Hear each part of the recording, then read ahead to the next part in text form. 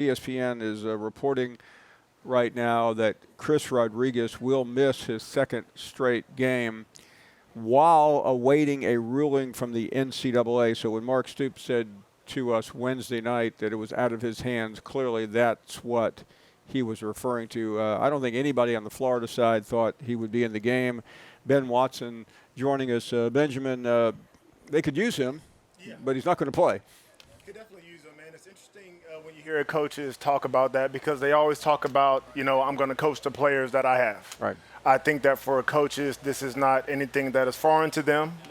In position meetings, they always talk about coaching the guys that are going to play, but it does matter when it comes to Saturday because this is a Kentucky team that rushed the ball for about 30-something yards in the last game. I mean, rushing the ball is what they do, and to miss a guy of that caliber is going to hurt that team, especially going against a Florida defense that gives up a lot on the ground. Yeah, Cole said it a minute ago, and I think it's just pretty obvious now that it's hard to imagine a game that has changed direction as much as this one in just a short period of time. Was it like 4 of the last 5 or something that have been decided within like 11 points? So there's been some really, really close games. I think from a recruiting standpoint, you've also started to see a little bit of parity there where at one time, Florida was about lights out and away far away from Kentucky when it came to recruiting.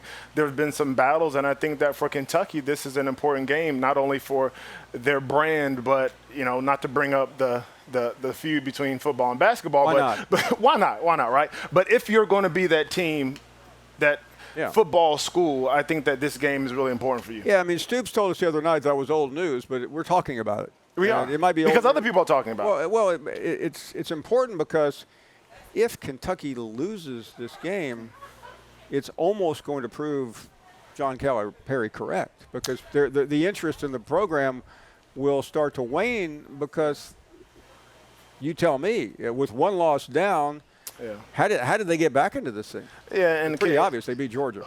Well, yeah, but I'm not gonna pick that for a number of reasons Nobody that we can talk about. But we look at Kentucky. Look, there's a lot of optimism. There was a lot of optimism. I think there's still a reason to be optimistic. Look, Will Levis is dynamic. He's thrown 14 interceptions, though, in his 14 starts, so that's a problem. But outside of that, I mean, the kid does everything. He's projected to be a first-round pick. So there's some excitement there. But I do think and it's crazy how narratives change within like 2 weeks. Like, we're not even having this conversation about Kentucky, Paul, if what happened with Florida in Gainesville didn't happen against that Utah team. It's the other way around. Exactly. Or if Cam Rising, hits the player, instead of there being an interception at the very end of that game, we're not even having this type of conversation. No, but that's why it's fun. My friend Buddy Martin, who covers the team down there, he's a publisher of the most read, I think it's a Gator Bait. Isn't everything down there Gator Bait? Yes. I mean, he was telling me earlier that the enthusiasm is now insane.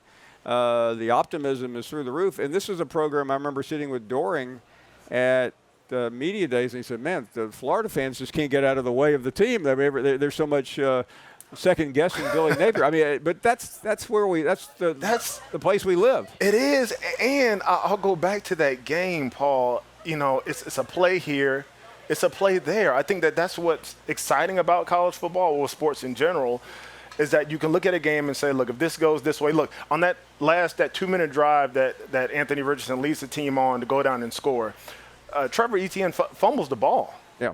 And it bounces back to – if that ball doesn't bounce back to him, we're having a totally different conversation. I will say this, however.